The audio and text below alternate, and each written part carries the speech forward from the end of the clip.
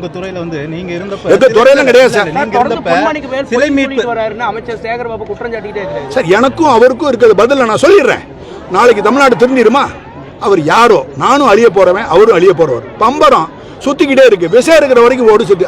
இந்த மாதிரி தேவையற்றவர்களையும் விளைவற்ற ஆளுகளை எல்லாம் கோயில வச்சு பேசுறதே அதர்மமான செயல். அது மறந்துருக்கு நீங்க. நெக்ஸ்ட், லோ ப்ரொஃபைல் ஆபீசரை இன்ட்ரெஸ்ட் இல்லாம செத்த பூனை சாவுக்கு ராக்கிம்பிக்கல அதுகளை கொண்டு போய் எங்க ஹெட்டா போடும்போது 2020 இருந்து 2020 ஒரு முக்கியமான வேலையை அவங்க பண்ணாம இருந்துகிட்டே இருக்கு. அது இப்ப என்னால சொல்ல முடியாது. மெட்ராஸ்ல போய் சொல்ல போறேன். அந்த செய்யாத அந்த வேலையை இருந்துட்டு செத்த அதெல்லாம் யாரும் கேட்கறா? சீஃப் மினிஸ்டர் யாரோ ஒருத்தவங்க இருப்பாங்க, மினிஸ்டர் ஸ்டாலின் இருக்கிறாங்க, அவங்க தான் அவங்களை பிடிச்சி கேட்கணும். அவங்களுக்கு இதில் இன்ட்ரெஸ்ட் இல்லை, என்ன காரணம் அப்படிங்கிறத நீங்கள் தான் பார்க்கணும். அதாவது அவரால் கண்ட்ரோல் பண்ணக்கூடிய ஒரு டிபார்ட்மெண்ட் எத்தனை கோயில் இருக்குன்னு உங்களை நாங்கள் ப்ரெஸ்ஸை கேட்டேன். சத்தியமாக உங்களால் சொல்ல முடியாது. கேள்வி கேட்டு உங்களை துன்பப்படுத்துகிறேன் நீங்கள் நினைக்காம, நீங்கள் ப்ரெஸ் இல்லையா? கோயில் எத்தனை கோயில் உங்களுக்கு தெரிய வேணாமா? அப்போ தெரியணும்னா அந்த கோயில் எத்தனை கோயில் உங்களுக்கு சொல்ல வேணாமா? சொன்னா தானே உங்களுக்கு தெரியும். எல்லாம் ரைட் இன்ஃபர்மேஷன்ல கேட்க முடியும். அப்போ 38,658 கோயில் அவங்க கையில வச்சிருக்காங்க. எடுத்துட்டு நான் ஆட்சி செய்வேன். ஆனா ஒரு கோயில்ல கூட நான் வரமாட்டேன்னா உச்சக்கட்ட இம்மொராலிட்டி, அதர்மத்தினுடைய உச்சக்கட்டம். வரவே கூடாது. நீ வரவே வேண்டாம் எங்களுக்கு. We despise him. உங்களை நாங்க வெறுக்கிறோம். நீ வரவே வேண்டாம்.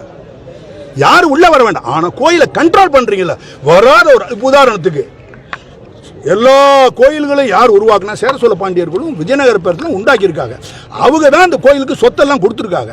யாராவது ஒரு மாடல் போய் ஒரு பைசா சொத்தை கொடுத்துருப்பீங்களா? இல்லை. இன்னைக்கு இந்த மாதம், இன்னைக்கு 1ஆம் தேதியா, டிசம்பர் மாதம் எவ்வளோ பணம் எடுத்திருக்காங்க கோயிலேருந்து சொல்லுங்க சார்.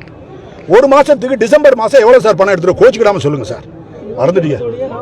இந்த அடிக்கிறார் யாரோ ஒருத்தர் பரிஸ்கார் அடிக்கிறார். 28 கோடியே 49 லட்ச ரூபா எடுத்துருக்கு. தெய்வ சத்தியம் கோயிலுக்கு ஏத்தாப்புல வச்சோம். எவ்வளோ? 28 கோடி. அநியாயம். நல்லா இருப்பீங்களா? இப்ப வார்த்தை வரும்ல, எவ்வளவு பெரிய வார்த்தை வருது, எவ்வளவு கண்ட்ரோல் பண்றேன் நான். கொடூரமா நல்லா இருப்பீங்களா? 1 கோடி அடியா, ஒரு கோட்டம் ஒரு நாளைக்கு 3 லட்சம் ரூபா. 28 கோடியே 49 லட்சம் ரூபா யார்கிட்ட இருந்து எடுக்கிறீங்க? எங்க இருந்து எடுக்கிறீங்க? பொதுமக்களுக்கு தெரியலையே. பின்னாடி இருக்கிறவங்க தெரியல, இவருக்கு தெரியல, அவருக்கு தெரியல, ஒரு ஆளுக்கு தெரியல. டிவியை மட்டும் பாக்குறாங்க. இது கொண்டு போறதா உங்களுடைய கடமை. தயவு செய்து கொண்டு போங்க. 28,49,000 ஒரு மாசத்துல கோயில் ஃபண்ட்ல இருந்து எடுத்து கோயில் நிர்வாகம் கணக்காடுறாங்க. ஆனா நிர்வாகத்தை ஓட்டுறாங்க, டிபார்ட்மெண்ட்டை ஓட்டுறதுக்கு அவங்களுக்கு. அப்படின்னா ஜேசியோட புள்ள படிக்கிறது, மே துணிமணி உள் துணிமணி வாங்குறது, வாடகை கொடுக்கறது, சினிமாவுக்கு போறது, நகை வாங்குறது, எல்லாமே இறைவனுடைய பணம். ஆனா ரெவன்யூ டிபார்ட்மெண்ட் அப்படி கிடையாது. போலீஸ் டிபார்ட்மெண்ட் அவங்க மக்கள் வரி பணத்தில் சொல்றாங்க. இவங்க மக்கள் வரி பணம் கிடையவே கிடையாது. இதை தயவு செய்து புரிஞ்சுக்கணும். பல இடங்கள்ல நான் லிப்ட்ல இறங்க போகும்போது டாக்டர்ஸ் 4 பேர் ஃபேமிலியை பார்க்குறேன் சார், உங்களுக்கு கேள்வி கேட்குறேன். திருப்பி மக்கள் வரி பணம்ன்றாங்க. ஹைலி எஜுகேட்டட் பீப்புள், சீரியஸான பீப்புள், ரிட்டையர்ட் ஐஏஎஸ் ஆஃபீஸர் கேட்க அவங்க என்ன சொல்றாங்க? மக்கள் வரி பணம் தவறா செய்யறாங்க. அதை கொஞ்சம் மாத்துறது நீங்க தான் கொண்டு போய்.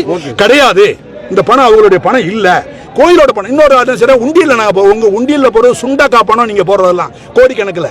நான் சொல்றது அந்த எம்டி சொன்னாலே அந்த வாடகை எடுக்கிறது, வேக்கன் கேண்ட் 22,600 கிரவுண்ட் வேக்கன்ல, அதுல வரக்கூடிய வாடகை கழிவு இருக்குல்ல, வராதுன்னு என்ன சொல்லி அரியற தமிழ்ல சொல்லுவாங்க.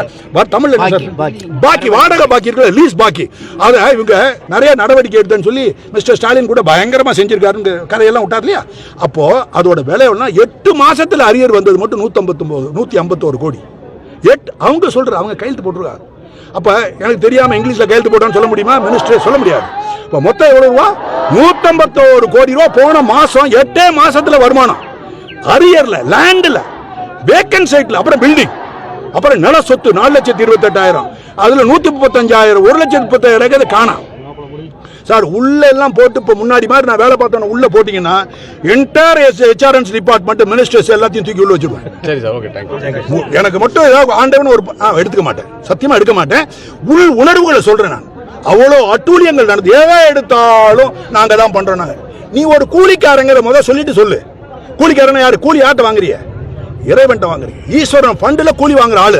எக்ஸப்ட் சீப்னருக்கு பப்ளிக் மணியில் வருது 2,05,000 ரூபா.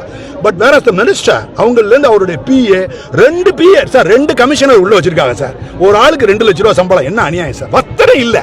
அப்படிலாம் கூத்தடிக்காது. இந்த டிபார்ட்மெண்ட்ல அவங்க கேட்க ஆள் இல்லைங்களால சர்வாதிகாரியா செயல்படுறாங்க.